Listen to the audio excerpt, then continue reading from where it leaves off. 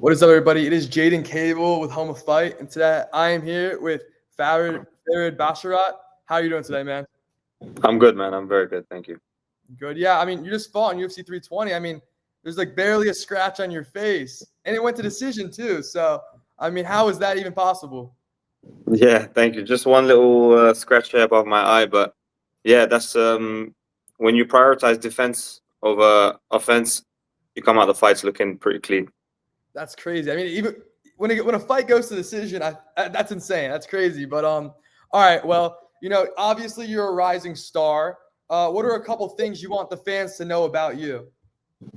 Know about me, I think first and foremost, like you say, I'm on the rise. I'm undefeated. I've got a 5-fight win streak, which is I think third or fourth biggest win streak in the division so far. Right now, currently, so I'm on the rise, and my goals are to be the best, to be the champion. I don't want to be one of those guys who's just making up numbers.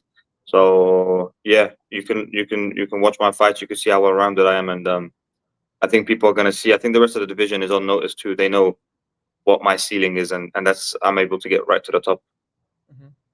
And then also, what do you believe is the hardest part of fight week for you? Maybe the weight cuts, the media days, or the waiting game?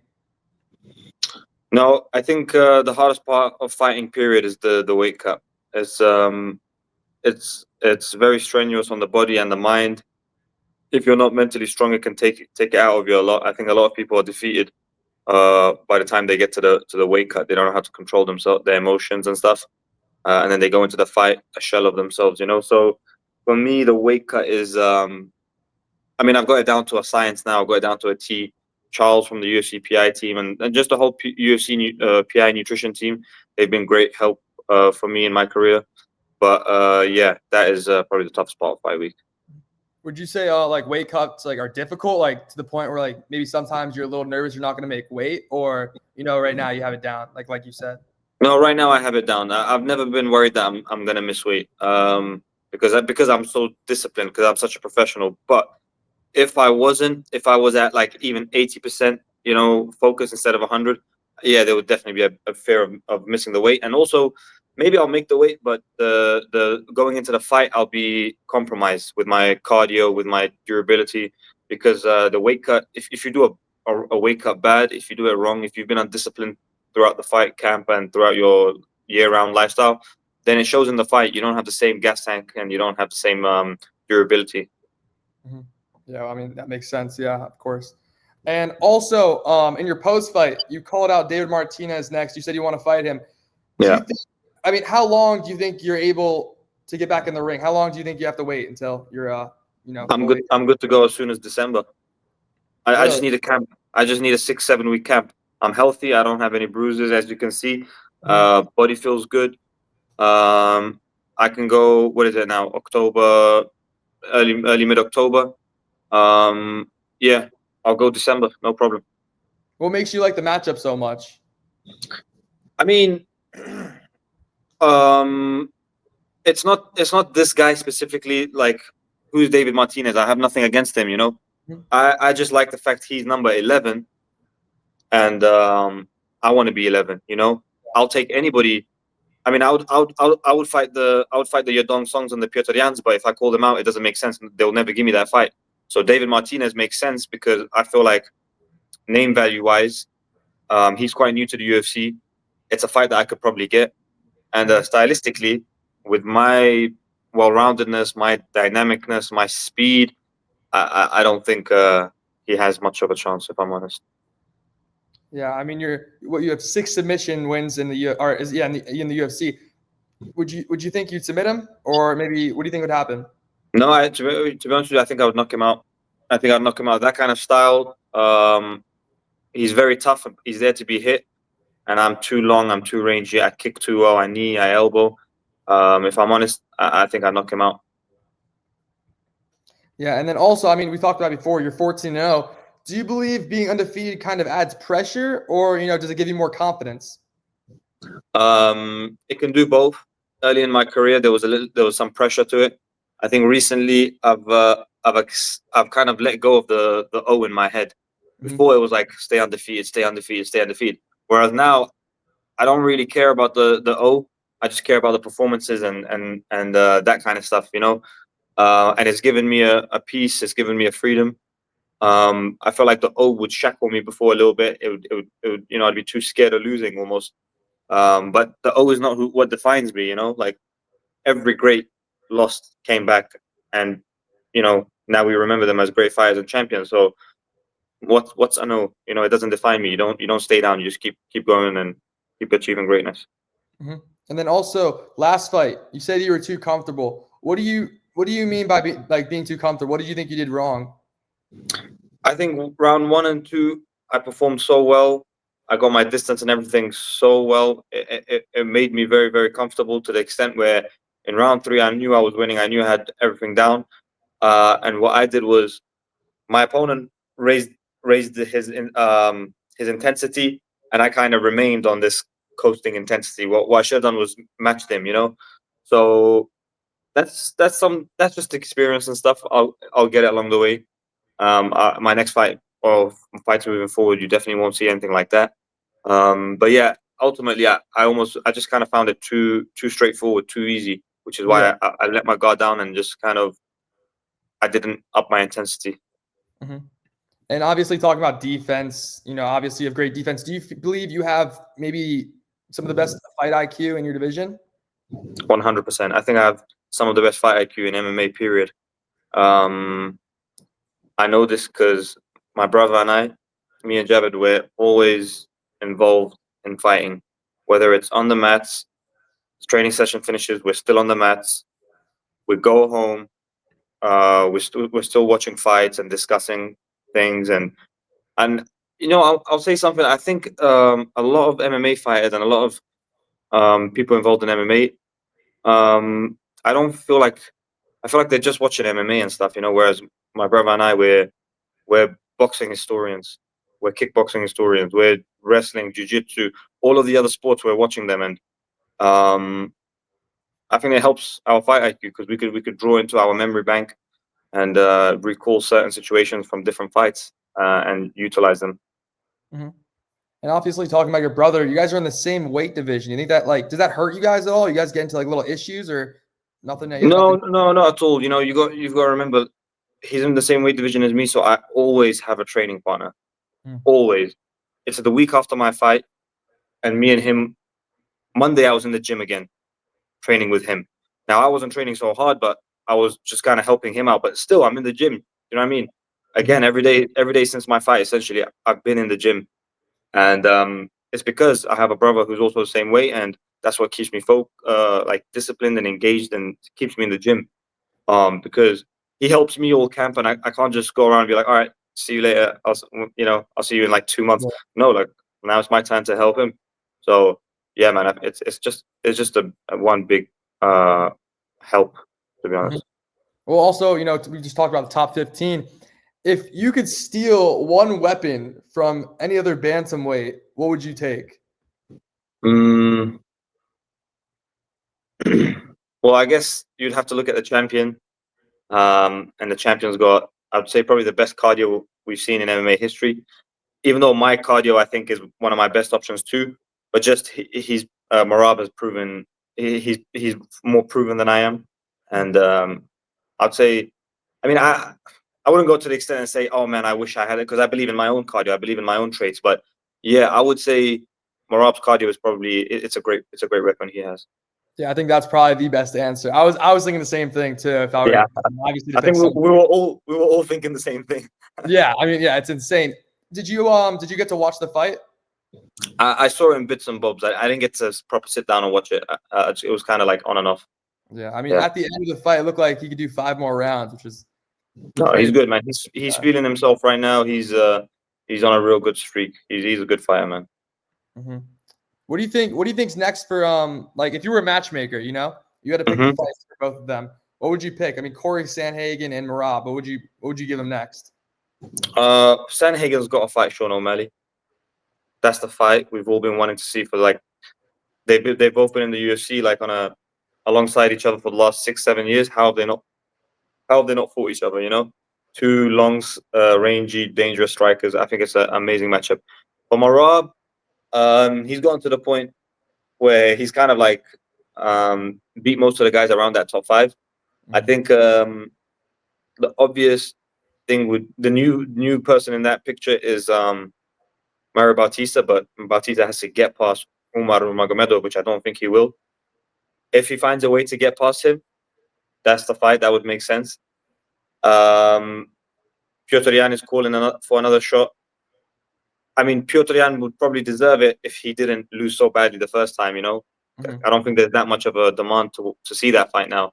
So, yeah, I think between one of those two makes sense. Some people were saying, I don't know if Merab wanted to, but it was a Volk and him super fight. How do you think that would go? I don't know. I don't think that one.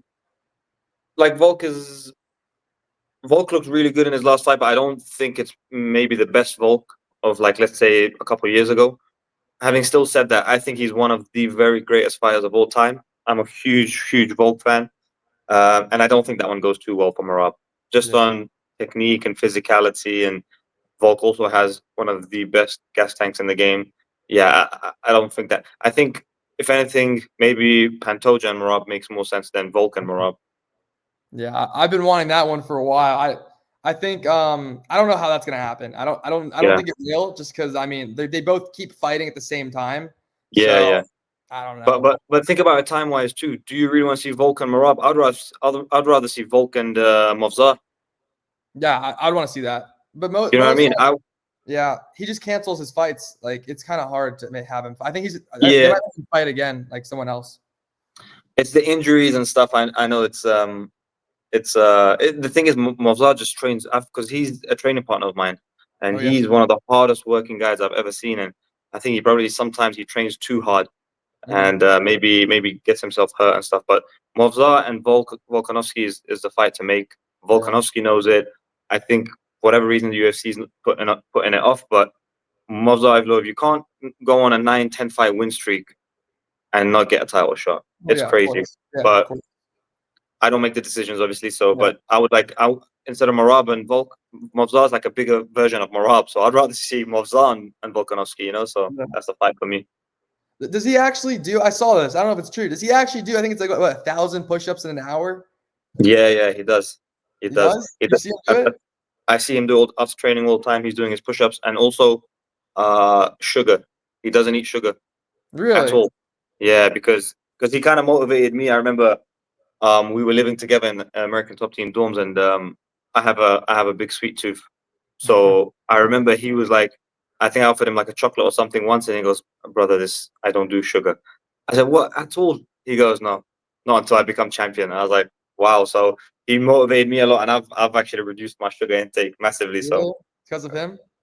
Yeah, because of him. He just eats a lot of watermelon. That's it. Really? A lot of watermelon? He loves watermelon. Yeah, he's eating all watermelon. That's his replacement for sugar, is natural sugar, watermelon. Yeah. That's good. That's good at least. And then also, I saw this. I know it happened a little while ago. Are you guys good now? You and MVP. What's up with that? I mean, it's just something that kind of happened. It's spur of the moment. I'm past it. I don't really care for it anymore. Man, I'm focused on my own journey, my own career. I'm not bothered to. I don't bother for these distractions to veer me off my goals and stuff. It's not gonna happen in the moment. It is what it is. I'm over it. Have you ran into him since? I've not. No. And also, I don't know. Some people will watch this might not know what happened. Could you maybe give like a little brief rundown? It was like UFC Manchester early morning. I think without reigniting anything, bro, it's like he wanted a little bit of. I guess he wanted to be a bit more buddy with me, and I wasn't giving him so much of a buddy. There's a little bit of a pass there between myself and him, not so much, but his gym, and then it's just one thing led to another kind of thing, and it got a bit fiery, but yeah, it is what it is. We're fighters. These things happen, I guess. You just gotta move on. Was he the one that punched you, or was it his friend? Because I got confused when I was listening. No. He's a friend, but he threw a punch. Oh, he did? Yeah, he threw a punch. It's crazy. But wasn't a clean. Wasn't so clean, but it was just early morning melee. You know, back and forth.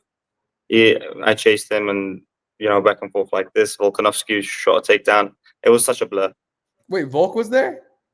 Yeah, yeah. If you watch the footage, Volkanovski's trying to take me down, trying to stop the fight type of thing, and but yeah, it was just a funny like little blur. It was like 7 a.m. in the morning because there's UFC like the UFC was doing the pay-per-view for American time, and I was just like, why is Volkanovski shooting a takedown on me at 7 a.m. in a hotel lobby? Yeah. It sounds like Here's a what it fake. is. It was, yeah, yeah. If I think back on it now, I was like, what the hell even happened that morning? You know, it's That's funny. crazy. Yeah, that's I didn't even know that. I didn't get to fully watch the video. I just heard you talking about it. But also you've trained at Extreme Couture and American Top Team. Which one are you sticking with? Or maybe to go to both. I don't know. No, no. I think I left Vegas maybe 16 months ago, and I've been Oh, at American Top Team since beginning of last summer. I'm at American Top Team now. It's the place for me and my brother. I feel I love it. It's just such a good fit over there for us. what do you feel like is the biggest difference between the two training at both? I would say the biggest difference is probably structure. In Las Vegas there isn't so the structure is it's very all over the place because it's kind of a transit city. People come and go. They visit for events and then they go. They visit for the PI and then they go. Whereas American Top Team is kind of like you go there and you stay there type of thing. If you do come, you camp, you do your whole camp, 8 weeks or whatever, and then you go back to wherever you came from. But yeah, it's a real hands-on team over there in American Top Team. They're doing an unbelievable job. Yeah, well, I mean, Extreme Couture is usually known for their heavier guys also. How is it training with like the lighter guys there? You think it's like as good or not as good? Look, it's obviously good. It's just about preference. You know, when I was there, my main training partners were Manel Cap, Patchy Mix, a bunch of. I got some working with Aljamain Sterling and Merab, but that was just more from the UFC PI. Like it wasn't Extreme Couture. Yeah. So these are really really good training partners. You know. But yeah, like I said, the structure was the main thing for me. You know, and I needed some hands-on schedule. You know, in Vegas, I was kind of making my own schedule, whereas in American Top Team, all of that is taken care of for me by the coaches. Yeah. But then also, obviously talking about your fighting career, who are 3 people in your corner or your gym that you trust the most when it comes to, shaping your career? I think that's slightly different. You said 2 slightly different things. Who would I have in my corner for my fight? So like my last fight, I think was the best corner I've had so far. Like it was like a perfect corner. It was my brother. He has to be there. Mike Brown, he's kind of like the head coach guy, head guy, and Artem Levin, he's my kickboxing coach. But if we're talking about people in my life, 3 people, it would have to be my brother Javid, my dad, and then he's like an older brother to me. He's like my closest friend, Khaled. So these are the 3. You always see him in my corner in fight week and stuff. So these are the 3 guys for me that they probably play the most important role in my life. And then, I mean, also we talked about your coach, your head coach, American Top Team. You guys have 2 current champions there. What's it like there? I mean, what's the atmosphere like? Listen, first, when you walk through American Top Team, you have to walk through the belts collection. Yeah. And straight away, you get a feeling for what kind of a place you're heading into. It's the professionalism in there is top notch. You look around and it's nothing but contenders, UFC guys, contenders, and champions. Be it PFL champs, $1 million tournament champs, stuff like that. And you know what the interesting thing is? Everybody's so high level, and everyone has quite a status, but it still has a team vibe. You know what I mean? It's still everyone still kind of cares for each other. For example, like I remember my last camp, the camp that just went by. Adriano Moraes, one of the best flyweights in the world, knocked out Mighty Mouse, 1FC champ. I remember calling him up last second. I was like, "Hey man, can you give me 3 hard rounds in the cage tomorrow morning?" And he was like, "Hey, no problem." You know what I mean? Like that's a guy who's champ, who's been there, he's done it, and he didn't need to do that, you know. And he was like, "Yeah, absolutely, I would love to help." So yeah, American Top Team is like an amazing environment. Yeah, well, last time I was there, Pantoja gave me a little gym tour. Did you ever get to know him like one-on-one? With Pantoja? Yeah. Yeah, I've worked with him a little bit. He's like a little pit bull. He's very strong, relentless, great jiu-jitsu, and obviously he's got an amazing mindset. He's the champion for a reason. Mm-hmm. He's very dominant. Do you think he's still getting underrated? Because some people say pound for pound, and like he was obviously he was ranked 9 or something. That's ridiculous. How can you defend it 4 times and be ranked number 9 on the pound for pound? Who was ahead of him? I can't remember who. I can't remember. Somebody was ahead of him, but it's like the only people that you can make the argument that should be ahead of him was Islam, Topuria, and Merab. That's it. Those are the only people that probably deserve to be ahead of him in the pound for pound list. He should be right there. Right now, the pound for pound is Ilia Topuria, Islam, Merab, Hamzat, then How is Hamzat?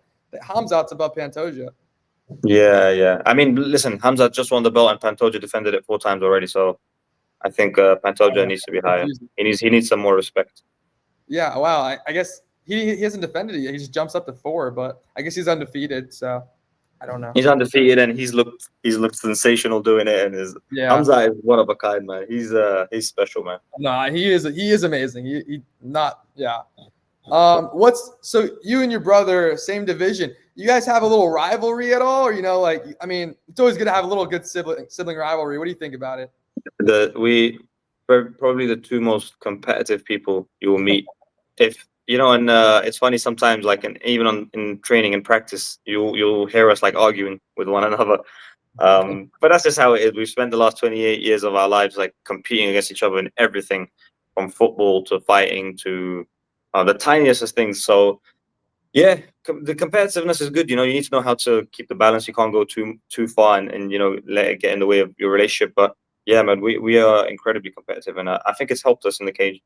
Yeah, I mean that's great. And also your roots, Afghanistan, and also raised in the UK.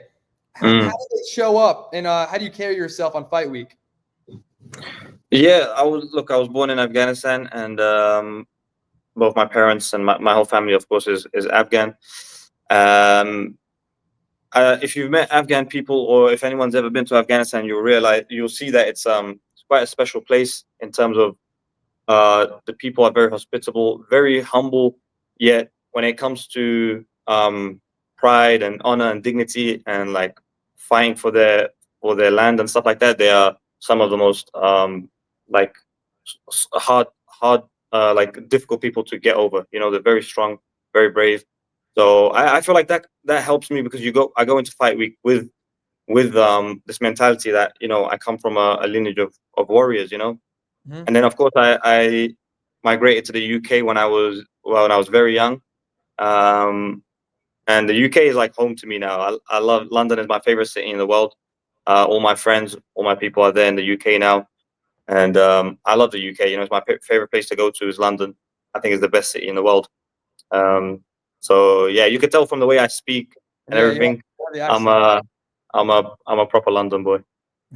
Do you still go back to Afghanistan, or? I haven't been in a long time. I do plan to go back. I did want to go this year because I was supposed to fight in June in Baku, Azerbaijan, and then my plan was to go to Afghanistan after that because they're not too far. But that fight didn't materialize, and I had to wait for this fight, and now it's too late. Afghanistan in the winter gets quite cold, so I'll probably go again. I'm hoping to go in the spring 2026. That's cool. Yeah, I've never been there, but awesome. And then also best food in the world, Afghanistan. Really, best food, unbelievable history, the most hospitable, humble people, the biggest mountains in the world. Yeah, man. That's what I'm trying to say. Afghanistan is so much more than what the media portrays it to be. All that negativity. It's an unbelievable place. Just Google it, YouTube it a little bit, do your research. It's unbelievable. I mean, best. What do you believe? Someone watching this, what food do you recommend? Our national dish is called Kabuli Palau. It's like it's rice with lamb. So it's rice with lamb, and then you got carrots and raisins on top. It's my favorite thing. It's the best. We also have very good dumplings. We got a dumpling called mantu. It's like a dumpling. You put mincemeat inside and lentils and yogurt, a garlic yogurt, and like mint leaves. It's so good. We have bread. Our bread is really good. It's such an array of it's a big cuisine. You'll love it. Trust me. All right, well, I'll try it. I'm in South Florida, so they have everything. So I'll try it out. I'll let you know how it is. And then also, you're early in your career. Looking back at this, what are a few words you'd like to say to yourself, your future self? If what I would say to my future self, or what I would say to when I was younger. No, your future self.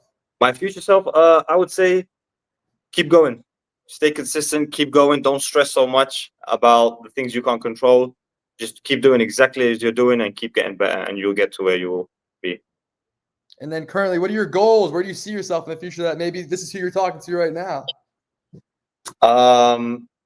In the future, sorry, say it again. Like how if my goal, like when I said when you talk to someone in the future, you talk to yourself in the future. Where do you think you'll currently be? In the future, I think I'll be right where I wanted to be. Was become an all-time great in the sport, a champion, and whatever else. When my career is done and I can finally retire, I want to look back and say, I gave it my all, and I achieved everything I wanted, and I can say that I'm an all-time great in the sport.